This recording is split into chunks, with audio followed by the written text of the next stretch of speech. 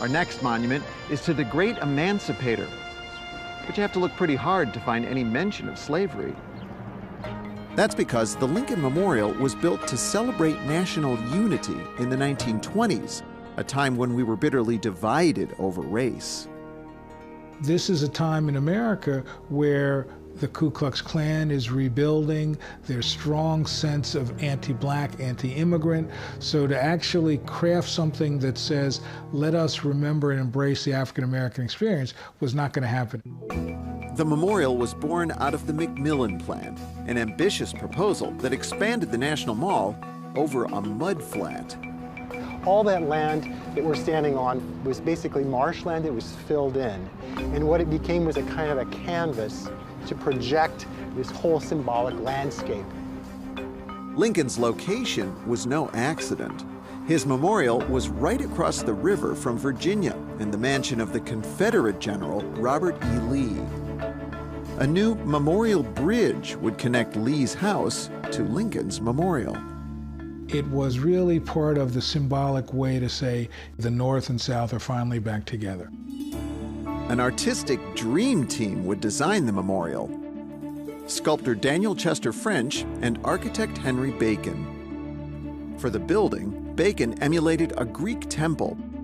The Greeks, after all, were said to have invented democracy, and inside their temples, they would put a statue of a god. And so the Parthenon is recreated on the National Mall, and Abraham Lincoln, closest thing we have to an American god. This ancient-looking temple is actually quite high-tech. It seems to sit on an earthen mound, but it actually has a steel and concrete foundation, and it's held in place by piers that descend 65 feet. Remember, this was all reclaimed land on tidal marshes, and to support this giant marble temple and a huge statue, it's supported by deep caisson-type foundations that go all the way down to bedrock. Above, the 38,000-ton monument combines stone from 6 states on both sides of the Mason-Dixon line. I think every aspect of the design is about reinforcing this idea of the restoration of the Union. The marble statue inside is not what its sculptor initially imagined. And there you are. There he is. Daniel Chester French planned to build a bronze figure, which would have been only 10 feet tall. But then he put a mock-up in the massive temple.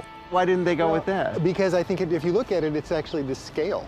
So French decided to go big, 19 feet tall, atop an 11-foot pedestal.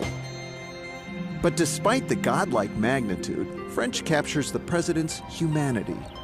When you look at the statue from afar, he looks thoughtful. But when you get up close and see those hands, you see the tension, the terrible weight of what he was doing, which was to send all these men to their deaths. On either side of Lincoln are texts from 2 of his most famous speeches, the Second Inaugural and the Gettysburg Address. But the Emancipation Proclamation is nowhere to be found, and there's barely any reference to slavery.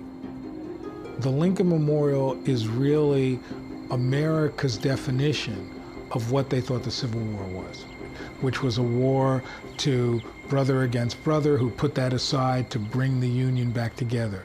And by exploring race, you problematize it. You add nuance and complexity. And most memorials are not about nuance and complexity.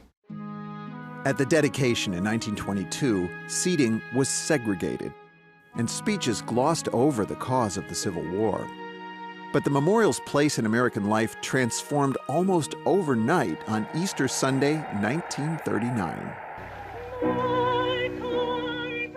When Marian Anderson was barred from performing at Constitution Hall because of her race, the Roosevelt administration arranged for her to sing here.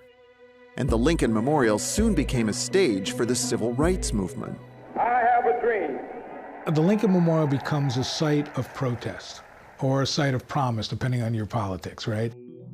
It becomes the place that says to America, we're asking you to fulfill the promise of Lincoln. The Lincoln Memorial is not so much a tribute to one man. It's a monument to the values we ascribe to him. which have a way of changing over time. Even today, that's actually the power of this memorial, is that it continues to evolve as we do and move forward through our history.